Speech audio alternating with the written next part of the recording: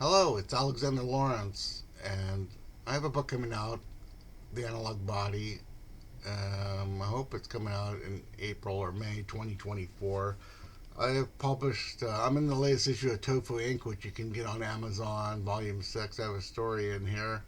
And I mean, before I did fiction, I published a lot of poetry. This is Talisman. This is Talisman. I'm in here with a lot of well known poets like Anne Waldman, John Yao, John Noto, Will Alexander, and so I've been publishing for. I've been writing most of the '80s.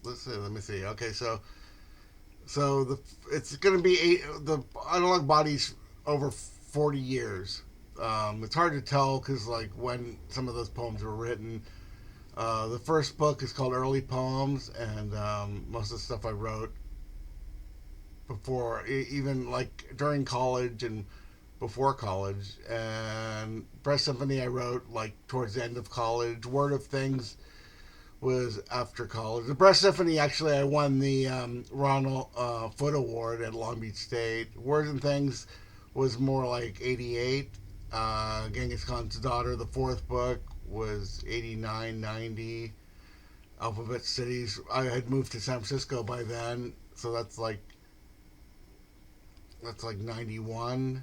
Welcome to the Cabaret was 92.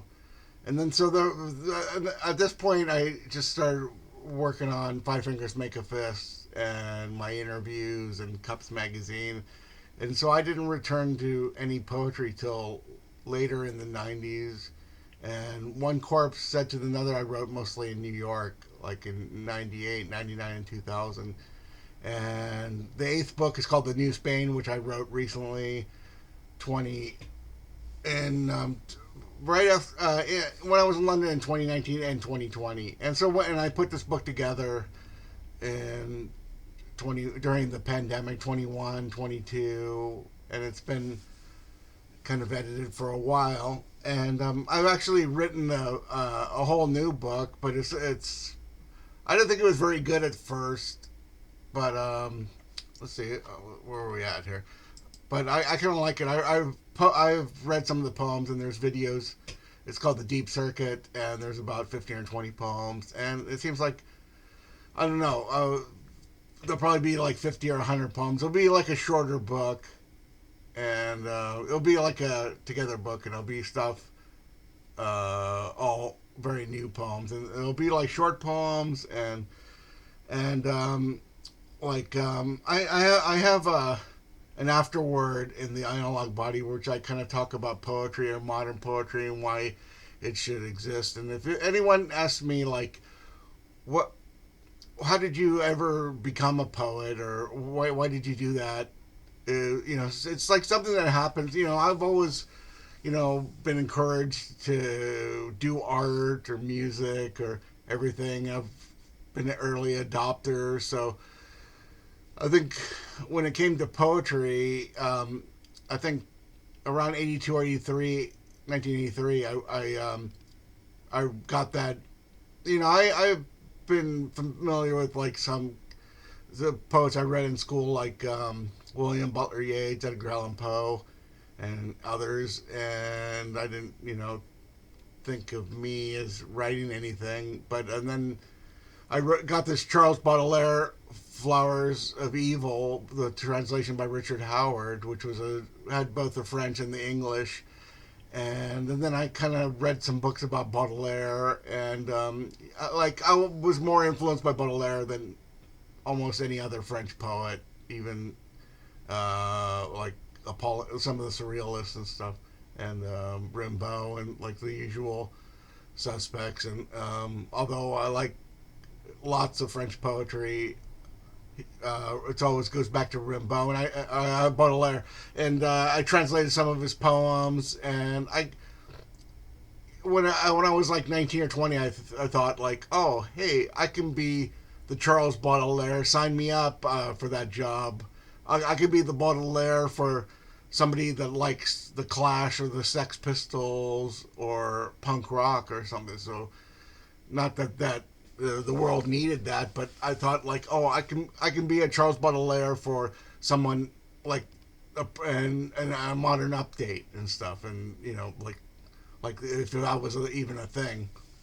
Okay, so number two. So that was a bit. That's kind of where it started, somewhere in there. So if you look at my early poems, I mean, it's it's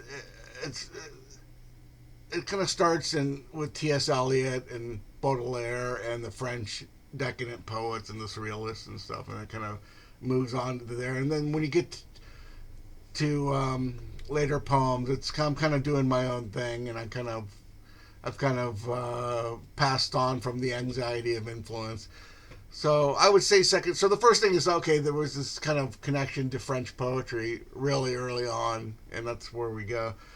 Secondly, um, when I was introduced to art, there was a few guys like Duchamp and Joseph Beuys that I've always liked, and I've always liked conceptual art. And soon after I was like thought I was like a modern day Baudelaire, I went to this. I went to Mocha. One of my first times to Mocha, maybe even like '85. I don't know. And you can look it up. There was a Jonathan Borofsky and Red Grooms, and maybe more. Maybe there was I think there might have been a Klaus Oldenburg, but I think, I mean, up to then I had pretty conventional art background. I had read Shaka the New. Well, maybe not till maybe a couple years later. I mean, but I was kind of moving in that direction and reading about art, and knew about Warhol and the pop art and surrealism and that stuff. And so when I think once I saw Borofsky, who I knew nothing about, I didn't really. I still don't know very much about Borofsky, but I saw the art. I saw Red Grooms and people like Klaus Sonderberg, and I just thought, like, to make art, you should make it on a big scale and stuff. And I'm not a poet where you can read one poem and be judged. Like, I can't. I'm not. I've never been good at like slam poetry, or like, I never thought of myself like being like Sylvia Plath or Allen Ginsberg, or where if you read one poem, you pretty much can get it all. I think that why we're having this book, The Analog Body, is there's like a lot of, it's like hundreds of pages, hundreds of poems, 200 poems, and because it was more modeled after longer anthologies, and definitely I was thinking of more of the Jack Spicer collected poems, and Jack Spicer has a couple books where there's like a kind of an overview of all the poetry, or Sorrentino or Paul Blackburn, who I always saw myself as like kind of like those guys as a poet. So as far as the art connection, I thought like, oh, hey, just do things on a big scale, and that's the only way to go. And thirdly, I did work at the coroner's office when I was like at that same time, '85, and like so, and I mean, I probably saw just that summer of '85. I probably saw maybe 1,000 dead bodies, and people would come in. They'd be all like categorized into like 4 or 5 different categories. Like homicide, auto accidents, natural death, or suicide. Maybe one more. And when you go in there, it's, a lot of people. I just was, in the back washing cars and helping out and being like a gopher because I had a friend that worked there, and people would be like janitors or whatever, freak out after a week. But my own experience is like, I mean, I didn't know any of these people, so I didn't have any personal involvement in the bodies. You just get kind of used to it. So after about a week, it's like these dead bodies are just like mannequins. So what I would say with looking at dead bodies and just, I mean, you're kind of like, I mean, it's just sort of like these people. They're at the end of their life, whether they're young, they could be all sorts of ages, but um, I'm looking at them and I'm going, okay, well, these people are going to be cremated or buried, or they're going to be decomposed, and they're at the end of the life. And, you know, I hope they lived a life they wanted to do, and, did the things that they got when they were on the planet. I hope that they, had some goals or did some, made a statement or were loved or something. And so I think, death, which is a theme in the poetry, and or just the end, the finalitude, finitude, the whole idea of that you're a barrier, that you do die, that you don't, we are human and we only last for so many years. That it's appropriate in your, if you have an artistic bent, to make some kind of statement while you're alive, or live some kind of artistic life. And this is it. Get it done, make it happen. Okay, I think I went on too long, but the book's coming out pretty soon, so I just wanted to make a statement. Hopefully this finds a few people, because I find people, just write because because they're it's like their diary or something. And there is a history of poetry, and there's a lot of greater poets than myself, but a lot of people are doing poetry today sort of aimlessly and without any intelligence, or really thinking about what they're doing. And I mean, I think about a lot, like, what is poetry still relevant? But is this really? But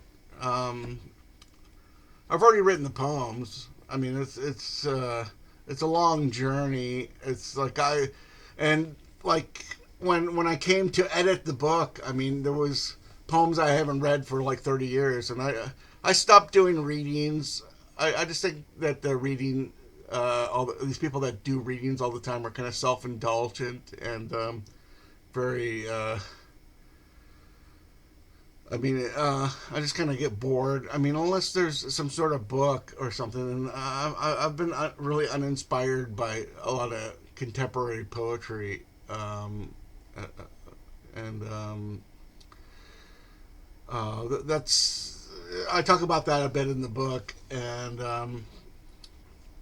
so that's my take on the book. I hope you check it out, and I'll probably be talking more about the book, The Analog Body. It's coming out in April, May 2024. It's taken a long time to come out. I've published like in books, newspapers, magazines over years. I've kind of been focusing more on journalism and novel writing in the last few years. But I'm gonna just I could have just tossed all this stuff away. But I've went through all the poems.